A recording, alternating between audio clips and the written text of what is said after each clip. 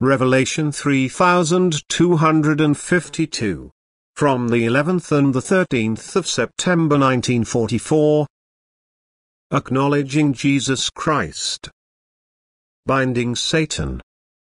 The spiritual collapse is inevitable if Christ is no longer acknowledged and people no longer establish the right relationship with God, for then they are unstable and in greatest spiritual distress because they are heading towards their downfall. Spiritual decline also results in earthly collapse, for everything dissolves as soon as it is deprived of its spiritual foundation. Nothing can exist without God. But where the spiritual is completely pushed into the background, God is no longer acknowledged either, and this is the worst thing people can do, that they deny God, for they thereby also accelerate their own downfall, and they weaken or lose their power of realization for the time being. They don't recognize the adversity they are in. They are only concerned with meeting earthly demands and give up for the earthly world everything that could lead them spiritually upwards. And the result is a spiritual and earthly collapse and a terrible end, bodily and earthly. Faith in Jesus Christ could prevent this, yet without him humanity no longer finds the strength to change, and it sinks further and thus inevitably draws the end closer. Because without God nothing can exist. Satan's power is excessive because people themselves grant him power over themselves, yet only the human being can be victorious over him who, through Jesus Christ, has a strength of will which nothing can resist. But where faith in Jesus Christ has been lost, the God's adversary rages with increased violence. And his weapons are hatred and unkindness, which have a destructive and devastating effect in every way but only ever through the will of man, since God's adversary has no power over the other works of creation. And thus, he uses the will of the people in bondage to him in order to destroy and annihilate, in order to set free the spiritual element banished by God in creation against God's will.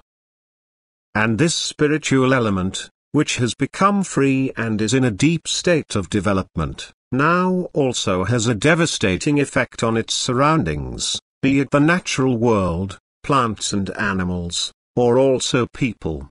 The result is an unparalleled chaos, a chaos that is not suitable for the spiritual upward development of the human being and also of the still bound spiritual in creation. And this chaos would lead to the final destruction of everything that is accessible to human will, unless God himself asserts his power and puts an end to the doings of Satan.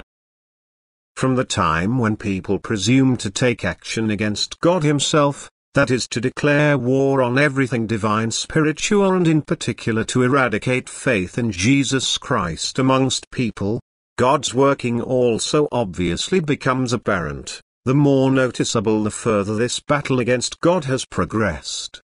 For if people are to retain the possibility of higher development, they must also retain the knowledge of God, who descended to earth in the man Jesus to redeem humanity, otherwise people would be completely defenseless and powerless at the mercy of Satan's rage and inevitably have to perish, spiritually and also earthly.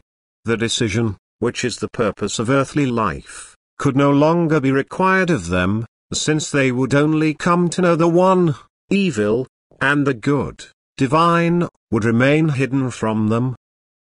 But as Satan acts against God himself, God lets him feel his power. He wrests from him his own and binds him for a long time.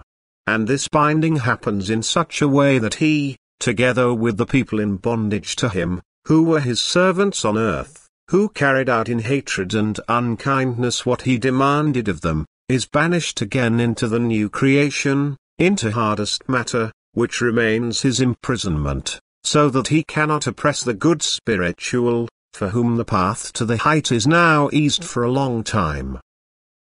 The spiritual ascent does indeed require strength and resistance, it requires a decision between good and evil, and therefore good must always be opposed by evil, so that people can decide, so that they can let their free will become active. However, on the new earth people are all under the sign of the cross. They are followers of Christ from the bottom of their hearts, they are in closest contact with God, they have already made up their minds through the extremely difficult time of battle before, during which they remain faithful to Him, and for the time being they do not need an opposing force against which they are to assert themselves.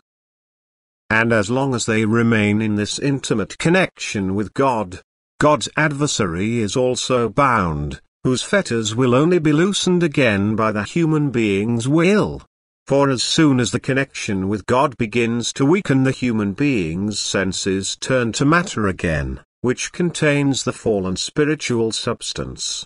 And with their desire they loosen its bonds, and thus God's adversary slowly takes action again through the human being's will.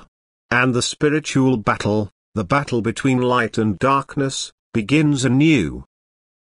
And Jesus Christ must always be the center of attention if the battle against darkness is to end victoriously, for the light on earth and in the beyond is the spiritual redeemed by Jesus Christ's blood, and only the one who acknowledges Jesus Christ as Redeemer of the world and Son of God can irrevocably reach the light, otherwise Satan's power is so great over him that he drags him down into darkness to eternal ruin.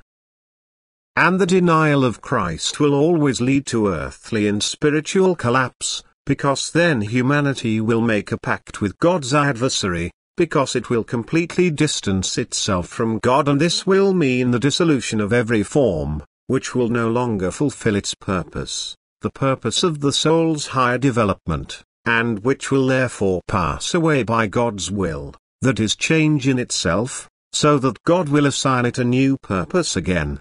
For God's power will overcome every opposing power, He will bind the adversary when his hour has come. Amen.